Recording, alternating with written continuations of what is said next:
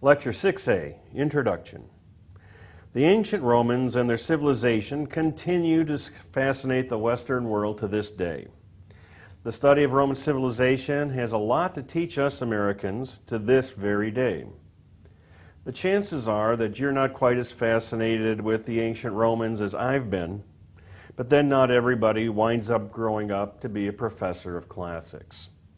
For purposes of this class, I urge you to keep feeling fascination as best you can. In segment 6B, Why Rome?, we will encounter some of the reasons for history's fascination with the ancient Romans. Sure, there were gladiators and orgies and crucifixions and gladiators and more gladiators and all the other good stuff you see in the movies. But we'll be looking at a few of the Romans' lesser-known pastimes. History buffs have traditionally looked to the Roman experience for enlightenment and useful parallels. Kings and queens and wannabe superpowers have looked up to the Roman Empire as some sort of role model. The Romans are the first nation in Western history to have appointed themselves as the world's policeman.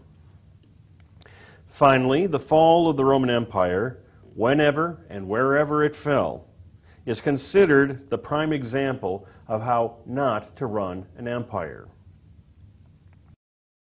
Segment 6C, Podunk on the Tiber, examines the Romans' oldest myths about their city's foundation. In the process, we dredge up a few stray kernels of historical fact. The city was founded by a dude by the name of Romulus, who celebrated the moment by killing his twin brother Remus, hence the name Rome instead of Rheims. Unless, of course, you're Russian, in which case the name of the city is, in fact, Rheims. From that point on, the Romans showed a talent for getting into civil wars. Romulus built the city's population by recruiting refugees and other riffraff, and the men in turn had to steal wives from neighboring cities. If you're familiar with Australian culture, which prides itself on Australia's beginnings as a prison colony, you know that these things still happen. But once Rome had become more powerful, a more attractive foundation myth was cooked up. It was merged in with the old one. But myth can hide things too. And one thing the Romans seem most concerned to hide is Rome's history with the Etruscan kings. In segment 6D, A Farewell to Kings, we sift myths and legends of the Roman monarchy for even more exciting kernels of historical fact. There were warlike kings and peaceful kings, Roman kings and Etruscan kings, nice kings and mean kings. It reads more like a soap opera than anything else. The same is true of the dramatic Rape of Lucretia, which supposedly motivated the manly Roman Brutus to depose the hated Etruscan king Tarquin the Proud. Even though we can safely say that these things did not exactly happen in that way, it's worth keeping in mind that the Romans themselves considered these stories true and considered them important. So we got to learn them anyway. Segment 6B, Why Rome? The influence of Rome can be felt around America to this very day. Just start with our government. Our nation's founders were very well read in Greek and Roman classical literature, and particularly in their political thought. While the Greeks undoubtedly established democratic traditions way before the Romans did, the Romans actually made democracy work on a consistent basis. Our founders recognized this Roman tradition when they claimed America's right to life, liberty, and the pursuit of happiness. They recognized it even further when they invented the American government. The senior house of the United States legislature is named the Senate, the same as the Romans' senior legislative body. The chief executive of the United States is the President, a term derived from the Latin verb praesitio, which means to sit at the front. The chief executive of every state is the governor. This is derived from the Latin noun gubernator, which is itself derived from the Greek noun kubernetes, or steersman. The democratic ideals developed, even if they were not always actually practiced, by the Romans and ancient Greeks, form the basis of American citizenship to this day. Questions of cultural influence aside, it's not hard to see a common bond between ancient Romans and modern Americans. From ancient Roman literature, primarily poetry, we know that the Romans enjoyed the ancient form of situation comedies, that they were very fond of violent contact sports, and that they took great pride in their nation's military achievements. Archaeology teaches us that the ancient Romans built roads and buildings everywhere and built them to last, and that they were very fond of a sauce called garum, made from the squeezings of rancid fish guts. Wherever you find Roman settlements, you will find busted up jars of garum. The ancient Romans, like us, were very skeptical of their politicians, and later on they were skeptical of their emperors. That did not, however, keep Roman politics from being a blood sport, complete with rioting in the streets. No matter how downtrodden the Roman lower classes might be, a Roman politician or Roman emperor who didn't take the people seriously often came to a bad end. On the one hand, the ancient Romans were fixated on the importance of upholding their glorious national traditions, the so-called mos maiorum, or ways of the ancestors. Consider this a warning. I will use the term mos maiorum over and over again this semester. On the other hand, the ancient Romans were almost always quite tolerant of new peoples and new ways, and even of new religions, provided these new religions didn't offend the mos maiorum. Look, I said it again. Too much. Rome's 2 millennia of growth, decline, and fall have fascinated historians to this very day.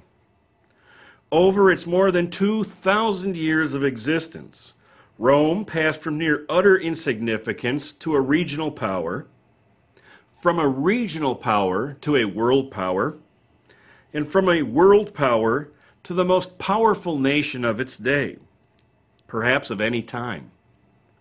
Upon becoming the most powerful nation of its day, internal distress in the time of Christ forced Rome to change from democracy to something called the Principate, monarchy wrapped up in the package of a democracy. For nearly 2 centuries, this new Roman Principate maintained Rome's status as the world's only superpower until internal and external pressures began to tear Rome apart again.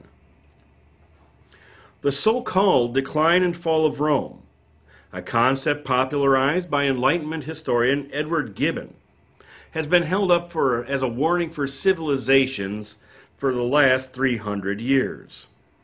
To this day, right here in Springfield, Missouri's own local newspaper, you can read letters citing the fall of the Roman Empire to predict America's future fall due to any one of a wide range of flaws: militarism, immorality, apathy, male pattern baldness, or even overtaxation.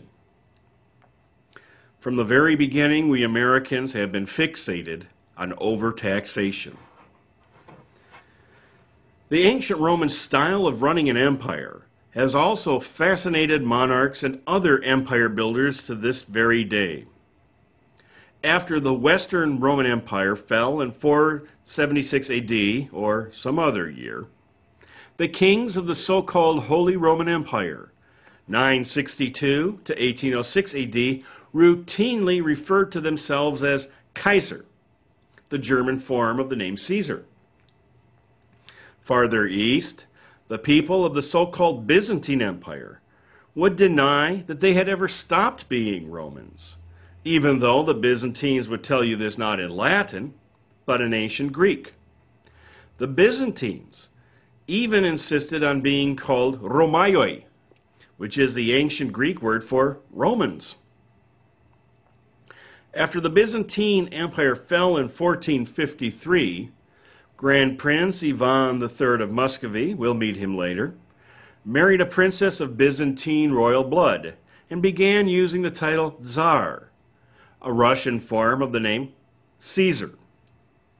In 1721, Ivan's successor, Tsar Peter I the Great, began using the term Imperator.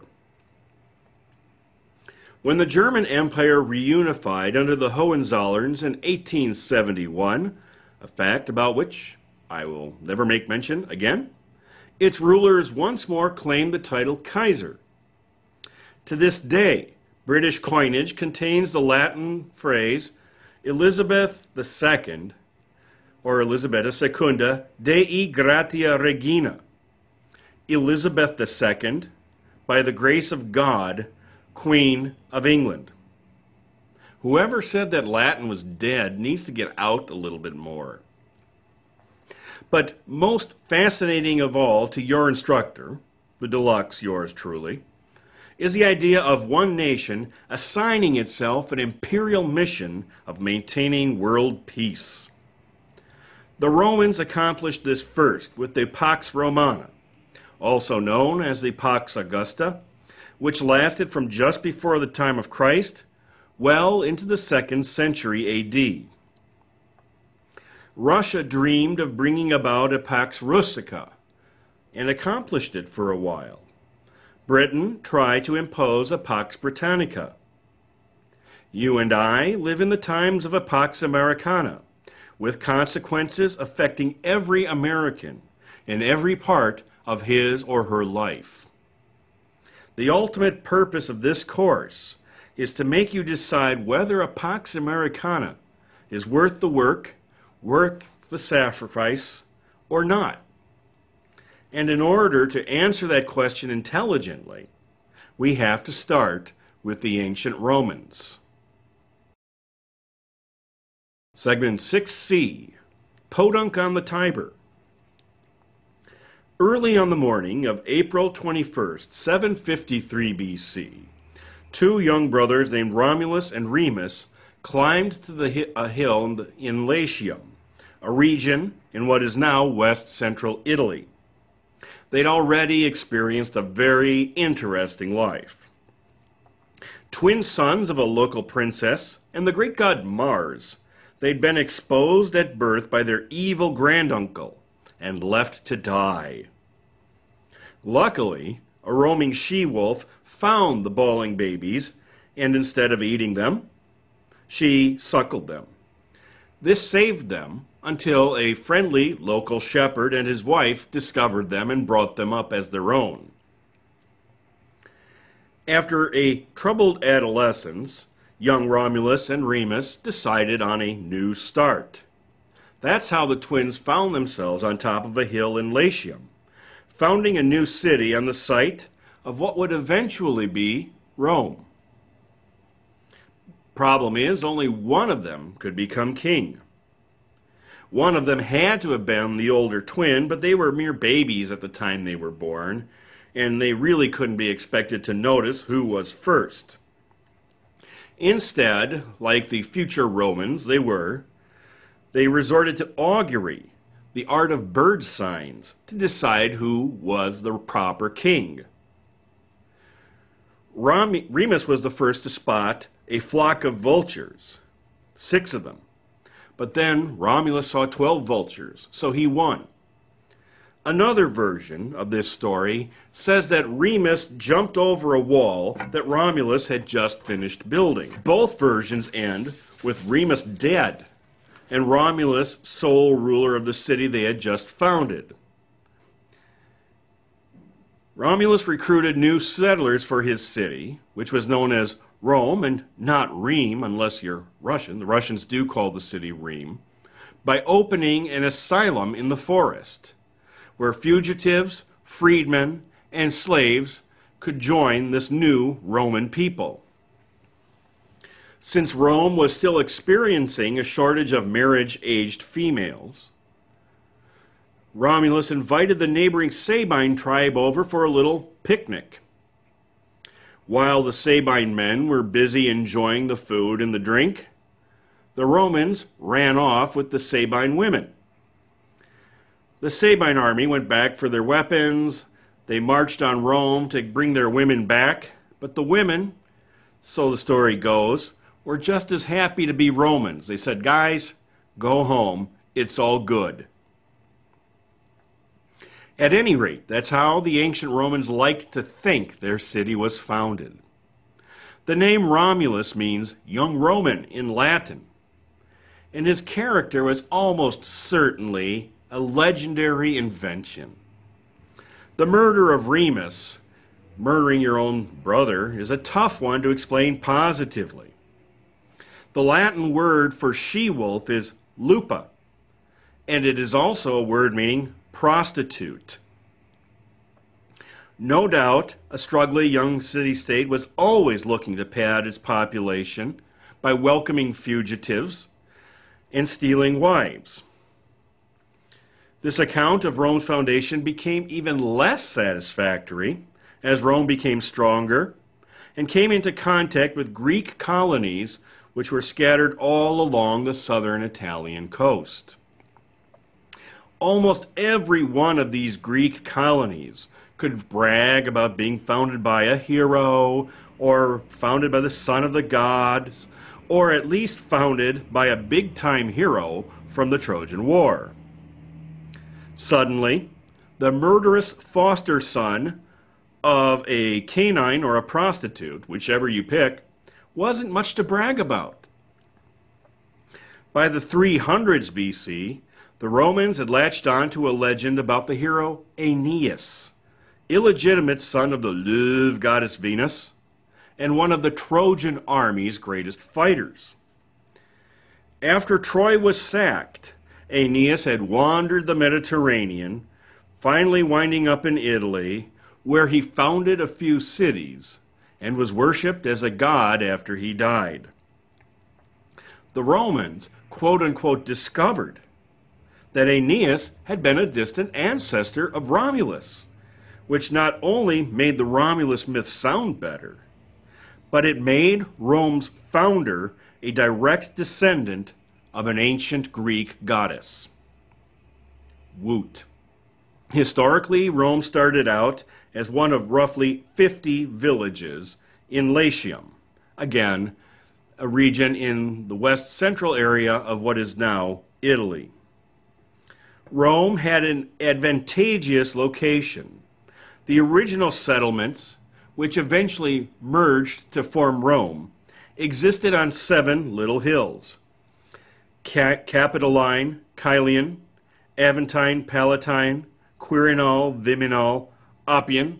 I just named them so I can say I named them, surrounding a nasty little swamp right in the middle. This same cluster of hills also overlooked the crossing of the Tiber River, offering the little settlements both water and land transportation. Once the sewer was built to drain the swamp in the middle, the Romans had a forum, and they were ready to have a great city. The 1st century BC historian Livy recognized Rome's advantageous location. He places these words into a speech by the general Camillus, who was bane of the Etruscans and who had saved Rome from the Gauls. And here's what Camillus says: "Not without reason did gods and men choose this spot for the site of our city. The healthful hills, the river to bring us produce from the inland regions, and oversea commerce from abroad, the sea itself, near enough to be convenient, but not yet so near to bring danger from foreign fleets. Our location, right in the heart of Italy. All these advantages make this the best place of all places in the world for a city destined to grow great." Livy's account comes at the tail of some very interesting developments in Rome. Rome had already established herself as the leading city in the region of Latium, and was now fighting it out with various Etruscan cities to the north. As we will see, it took a great deal of time and effort for the Romans to make themselves masters of Italy. And their biggest immediate threat was posed by the same funky people known as the Etruscans. Where the Etruscans came from, not even the Etruscans themselves knew for sure. They were already established on the Italian peninsula by 800 BC, and they lived in fortified city-states, each pretty independent, protected by a strong military. The Etruscans were way ahead of the village-dwelling Latins, and I include the Romans here. They were way ahead of the Latins culturally and scientifically. The Etruscans dominated huge parts of central Italy, again including Latium and Rome, until the end of the 500s BC. The Etruscans were influenced to at least some extent by the ancient Greeks, many of whom had colonized southern Italy. The Etruscans proved to be the single most extensive influence on Roman society. Thanks to the Etruscans, the Romans worshipped a group of anthropomorphic deities. That is to say, gods and goddesses who looked, thought, and behaved like mortal men and mortal women. Like the Etruscans, the Romans believed in all sorts of fortune tellers, developed their own very funky artistic traditions, and wrote with this thing called an alphabet, which they had gotten from the ancient Greeks. But the early relationship between Romans and Etruscans was very seldom friendly. Since the Etruscans were by far the more advanced culture, the Etruscans dominated the Romans in Latium and probably ruled Rome for quite some time. It is even thought that the Etruscan kings had drained the swamp between the hills of Rome and built the Roman Forum, because, left to their own devices, the Romans themselves never would have accomplished such a feat of engineering. Not that the Romans were particularly grateful. The general Camillus, who just delivered that cute speech about Rome's location, was just one of a number of Roman generals who won eternal glory by kicking Etruscan tail. Likewise, the fall of the Roman monarchy in 509 BC probably related more to hatred of Etruscans than it did to hatred of monarchy. And while we're at it, let's take a look at that good old Roman monarchy. Segment 6D, A Farewell to Kings. As Roman legend has it, the Roman monarchy lasted from 753 BC to 509 BC. The traditional list of Roman kings goes like this: 753 to 716, Romulus, the founder. 715 to 674 BC, Numa Pompilius, who founded the Roman religion and married a nymph by the name of Egeria. 673 to 642, Tullius Hostilius, who destroyed the neighboring city of Alba Longa. 642 to 617, Ancus Marcius. 616 to 579, Lucius Tarquinius Priscus, the Etruscan, who supposedly drained the Forum swamp. 578 to 535, Servius Tullius, the wall builder, who was a native-born Roman. And finally, 535 to 509, Lucius Tarquinius Superbus, Tarquin the Haughty, an Etruscan who built the Capitoline Temple. If you count the year 509 BC toward the monarchy, it lasted for 245 years, giving each of the 7 kings an average reign of 35 years. Neat, huh? There's also a cute pattern in which the odd-numbered kings were warlike and the even-numbered kings were peace-loving. Cute. Finally, the two Tarquin kings are Etruscans, with a Roman, Servius Tullius, wedged in between them. Clearly, there is a lot of literary invention going on here.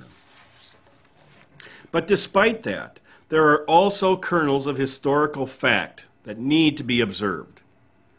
Numa Pompilius, for example, the second king, is said to have received instructions for Roman religious practices by consulting with his wife, a nymph named Egeria. Numa's legend sets up the close relationship between Roman religion and the Roman state. Tullius the Hostile was in fact a surly dude who earned his name by wiping out neighboring towns to the ground. And then we have the two Tarquins, Lucius Tarquinius the Old and his son Lucius Tarquinius the Proud.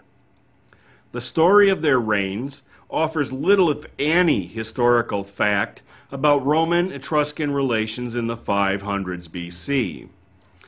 But it does paint the Etruscans as imperialist jerks compared with the simple and noble Romans. Lucumo, his original name, was an Etruscan refugee from the city Tarquinii. He came to Rome with his wife Tanaquil and took the name Lucius Tarquinius, Lucius from Tarquinii. He got close to King Ancus Marcius and convinced the Romans that he, Lucius Tarquinius, should become the next king, and not the sons of Ancus Marcius. During Tarquinius Priscus's reign, that is, Tarquin the Old's reign, Rome fought many victorious wars, was enriched by much land and much plunder. His great public works included the Great Sewer, the Cloaca Maxima, which drained the Forum, and he's thought to have begun the Temple of Capitoline Jupiter. To the Romans, this was all very good, but Tarquin was assassinated after 38 years by the sons of Ancus Marcius. That's an awful long time to wait to settle a grudge. Instead of the Marcius brothers taking over, King Servius Tullius ruled for many years, until he was displaced by Tarquin the Proud, son of Tarquin the Old. Keeping in mind that this account is almost totally fictional, the kernel of historical fact is important. The Etruscans were calling the shots, and the native Romans didn't like it much. Not that Tarquin the Proud was any sweetheart. His first official act as king was to drive his chariot over the body of his predecessor, Servius Tullius. Tarquin the Proud murdered the most influential members of the Senate, even though it was a merely advisory body, and he turned the lower classes into his personal labor army so that he could finish his dad's temple to Capitoline Jupiter. It looked like Rome was descending from monarchy into downright tyranny. Then Tarquin's son Sextus raped a Roman woman by the name of Lucretia. Even though Lucretia's menfolk argued with her that she herself had done nothing wrong to merit such an attack, Lucretia set what Roman women considered a precedent by killing herself. Roman men were pretty tough, but the women tended to be tougher. To avenge Lucretia, some Roman men under the leadership of one Lucius Junius Brutus, or Junius the Dumb, effectively drove Tarquin the Proud and his supporters out of Rome for good. They also supposedly replaced the monarchy with a republic. The year this all supposedly happened was 509 BC. It might as well have been 509 BC. We'll never know. The Romans' constitution, as supposedly constructed in 509 BC, I hope you've got that date down, was never written down in so many words. But there's no doubt it was intended to prevent any future Roman kings. One major principle of the Roman constitution was annuality. Annuality means that a new group of magistrates, that's the name for Roman elected officials, would be elected every year. Each magistrate had a term of exactly 1 year.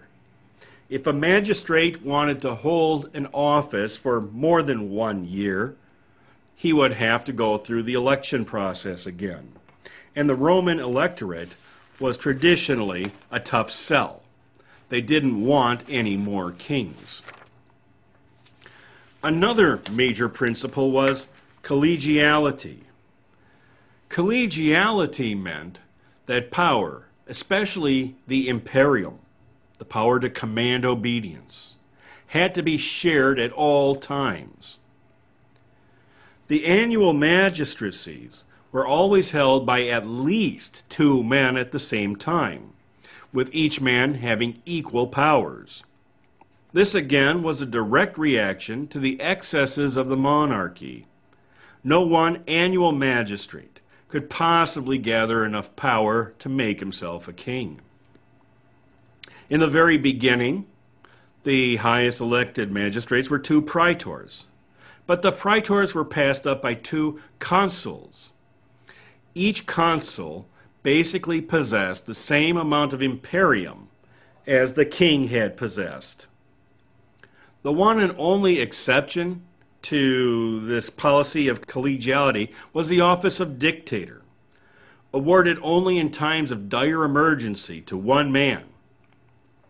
And this 1 man could only be a dictator for 6 months. Then he had to stop. The king's religious functions were also shuffled off to various priesthoods, overseen by an elected Pontifex Maximus, or chief priest. Although these policies of annuality and collegiality stayed off monarchy for centuries, they tended to hinder the consistent policies necessary for stable government. This consistency was instead supplied by the Roman Senate. Previously, a body of old upper-class patricians who had given the king advice, the Senate developed into ancient Rome's senior legislative body. While the Senate's opinions never officially held the force of law, the magistrates regarded them as binding anyway. And here's why. The magistrates themselves were all members of the Senate. They would serve their year as a magistrate and come right back to the Senate. If they did not obey the Senate during their 1 year in office, they would be shut out for good once they returned to the Senate. They might as well not show up. However, since the patricians, the upper class, all tended to share the same values in these days, consistency was maintained pretty much from the beginning of the Roman Republic. Whether this consistency was always a positive thing, well, that was something completely different. Segment 6E, Conclusions. 1. Rome is still important. The people are still fascinating. The history is still instructive. The legacy is still all around you and all around everyone else in the Western world. Like it or not, the United States of America has assumed Rome's old roles as the world's tough guy and the world's policeman. In the words of the great scholar Wilt Chamberlain, nobody roots for Goliath. Like the United States, Rome rules from very humble beginnings to become the one superpower of their day. Because the Romans learned how to rule their empire well and did so for centuries, they were genuinely appreciated for their contributions to world peace. But once times began to get rough internally, and once the barbarians started crashing the gates, the Pax Romana disintegrated. Then Rome became a lot less popular. Then Goliath started to stagger. Then Rome found herself all alone. Then the Western Roman Empire fell apart. The same thing happened to the Eastern Roman Empire. Does this sound familiar? I hope we never have to learn. Number 2, who knew? Looking at Rome's beginnings, even in hindsight, it would be hard to recognize a nation destined to dominate the world. As one of just 40 or 50 podunk towns in the region of Latium, Rome would have been lucky to wind up ruling the Latin League. As Camillus, the famous general, observed, Rome's location was perhaps a little bit better, in that Rome was built on hills overlooking a ford of the Tiber. But Rome's great advantage was really the Roman people. Tough, focused, willing to put the collective, that is, the Roman city-state, ahead of their individual preferences. The Romans seemed to enjoy rising to challenges. They got knocked down, but they got up again. They also appeared, as best we can tell from the written records, to take pride in their national achievements. Whatever internal struggles were going on, the Romans always got their act together in time of trouble. Or maybe the Romans were right all along, and maybe they were predestined by Jupiter to rule the entire Mediterranean world. 3. Those funky Etruscans. It would be hard to say that the Romans were ashamed of the Etruscan part of their heritage. It would be hard to say that they consciously tried to block it out or rewrite it. But the Romans didn't do an awful lot to help later generations appreciate or understand the Etruscans, and that is quite a shame. What little we can find out about the ancient Etruscans to this day is very fascinating. On the other hand, the Romans assimilated Etruscan culture so thoroughly and so respectfully that it anticipated how the Romans would react to the Greek Hellenic culture or Hellenistic culture in a couple of centuries. In the 1st century AD, the Emperor Claudius would write a 20-volume history of the ancient Etruscans, which is sadly lost. Although its loss probably reflects more its quality back in the day, it would have been tremendously interesting had it survived, not only for our appreciation of the Etruscans, but for our understanding of Claudius, who himself proudly traced his ancestry back to the Etruscan clan of the Clausii. 4. The Roman national myth. At the beginning of their history, the Romans undoubtedly had to be simple, tough peasants with close ties to their native soil and steeped in the mos maiorum, the way of the elders. The Romans were always dropping the plow and picking up the sword, and then dropping the sword and picking up the plow, that sort of thing. And most of all, they were farmers. To the end of the Republican era, that is exactly how the Romans saw themselves, long after they had become a primarily urban culture. Of course, by that time, the Romans were also hideously wealthy and ruled the Western Mediterranean. Still, Rome's historians saw it as their task to preserve this aura of a simpler time, the simpler time of the mos maiorum, whenever they wrote about Rome's earliest days. Sometimes the tales they tell have little or no historical basis. Yet they are very worthwhile for what they tell us about how the Romans saw themselves. After all, it's not as though there's no such thing as an American national myth, however differently you or I might personally interpret it.